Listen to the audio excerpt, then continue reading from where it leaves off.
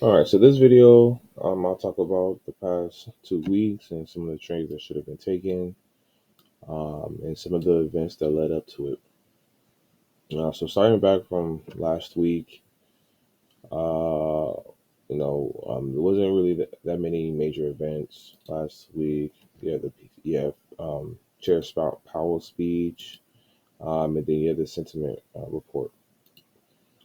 Other than that, there wasn't really um, much information, much news actually, that drove price. So we know that you know there's neutral war tension. So like there's no new news regarding Israel. It's kind of been a stalemate in regard to that.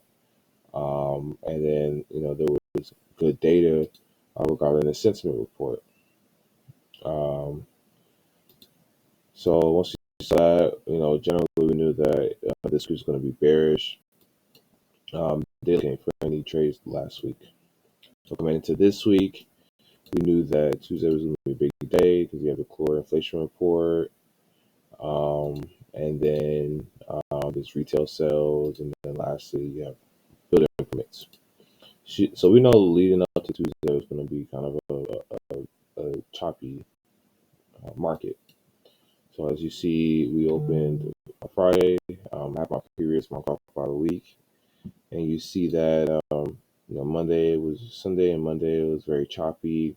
So that all it was doing is bouncing up and down within this range here, um, and then same thing. The market was really choppy just because of this report. We knew Tuesday was coming out, so all of the morning and then the late evening of the previous day. The market was just traveling um, and just ranging in this area here. Um, as you can see, what the market does is that it tries to create some liquidity, and as you can see here, if I can find my tool, I'll just use that. So as you can see here, that's what it tried to do. So the report came in at 8:30. If we go down to maybe the 5-minute chart, over here, you see that sold wick. Although you see that core inflation was lower than forecast, this was good for gold, and yeah, so this is very bullish news that came out for gold. You see that it instantly, and let's go to the 1 minute time frame just to check this out a little bit more. Yeah, so we see that it instantly, within a minute, drops down and grabs some liquidity. So this all happened within a minute, right? Within that minute, it did that. So as you see um, this happening, um, you could have potentially put stops above here for this. So you could have essentially done this trade here. You could have said here and then place it down here. It wouldn't have been that good of a risk reward, but this is essentially what you could have done. You saw that it was conflicting data. You see that here's good inflation figures for gold, bullish inflation figures for gold, with the market shutting down. If you were watching the market at the time, you could have just taken buys. But we did see it push up. That's what it did. And yeah, it pushed up actually to the next key level above. So once it did that, this information came out. And so then from here, it was just um, it continued to go higher, and then it was creating a pullback. At this point, it was bad CPI data, good for gold. We knew that gold was bullish. Um, so overall, knowing that gold is bullish right now, all we should be doing is looking for ways to buy. So we know this information is here. This retail sales came uh, lower than what was forecast, a lot lower than previous. Um, so we see that as well. So that's more news for more reason for gold to be bullish. So once we saw that data come out, um, yeah, we should have only been looking for buys. So as you can see here, at this point here, you see that uh, gold has been bullish. It has been traveling up, and we're looking for for buys right now. Once we saw that, this level has been this particular level has been it's kind of strong. So seeing that, it can't really decide whether it wants to push in or out, we know that this particular level is important. And that once it breaks out this level, we know that it'll be important. So we'll just treat this candle here as a shadow candle, which means that once it breaks out, that'll be the direction. If it breaks down, then we know that it's going to retrace so that it can get better buy positions. Maybe it would have came here and went up. Um, in terms of market structure here, the previous this was the previous structure.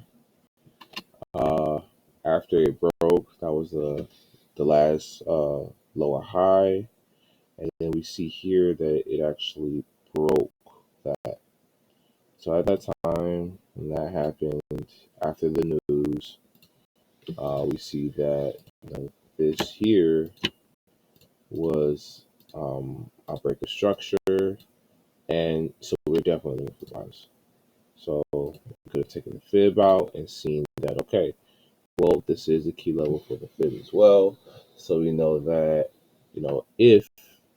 um, if it were to retrace, it would retrace here, and then we can try to see if it would retrace here. So let's say if it broke out of the shadow candle, we could probably trade from here to here, try to take some profits. Um, Try to take some profits, or see if it goes here to here. We know overall it's going to be a short-term trade. Right? Yeah. So, or we can see that it was gonna either go here, here, here, or one of these levels, and then from here, since it's bullish overall, we know that we just look for this. So us seeing that it failed to break below this, even though it had already closed sort of below this region. Um, this is a telltale that maybe it's ready to push up. So it hit the 38.2% Fibonacci. This level is here, and we also see that this level is also being respected. So you can see here, even before that, right here, and we can see here that this trend line is being respected. It has 2 touches so far. So once we saw it break this shadow candle, it's one confirmation here. So it's respecting the trend line. That's one thing. Broke the shadow candle, came to retest, and it pushed below the trend line and pushed into the shadow candle, but it failed to close below it. At this point, we know that at the candle close, we should have known that we could have taken this trade, could have taken it to this level here, could have taken it to here, or even to this further. So we know it's bullish on the macro. So this could have easily been our trade here. You know, 88 pips is pretty decent amount. So we could have even done this right to bottom here, or halfway through um, this level. Knowing that, we would have still been in this trade, but it would have been a very quick, very easy trade. You know, we have one, two, at the fifth from the low um, to the high. So rejected. So rejected off 38. Um, retest. This. Um, yeah, and it just kept pushing. As you see, there's no real news right here. Um, Actually, however, there was some news today. I think. Don't quote me on that. But yeah, we could have taken it to here. We could have taken it to the 128. As you can see, it actually stopped at the 27.2. So this Fibonacci will probably be my first target. A lot of what I like to do is whichever is first. So if the 127 fib is here before the key level, then I'll take profit right here at the 127. So whichever is before. But yeah, that's the main trade that should have been taken. If we didn't want to go for any of the trades, that's the one that we should have taken that had uh, a very high probability that it would play out. So a little upset, but this would be a learning um, thing for me. So that's this week. Maybe we'll see. Uh, Coming to next week, we have FOMC minutes, and then goods orders. So and we still have building permits, but I highly doubt that that will be significant. So we'll see how this goes. It's probably going to be pretty slow, and my guess for next week is that it will just give me a second. So my guess for next week that it's going to come up a little bit this week, and then we should see it drop down just a little bit. So um, looking left, we know that the next levels will be right here. So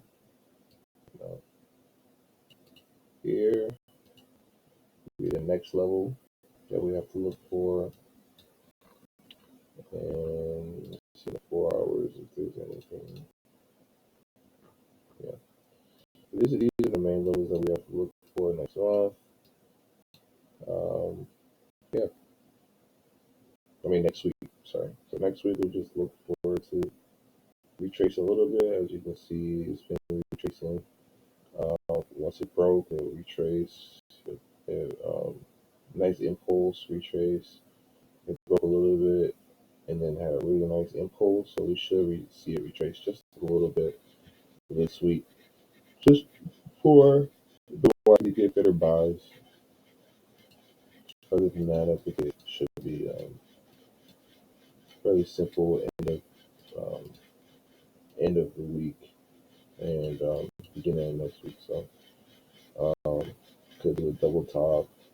But this momentum, I wouldn't be surprised if it came down a little bit, did a double top, then went down, and waiting for these two um, news events to occur. So I think that would probably be the plan. So if it engulfs, if it does some other things, then I'll just keep an eye out for that.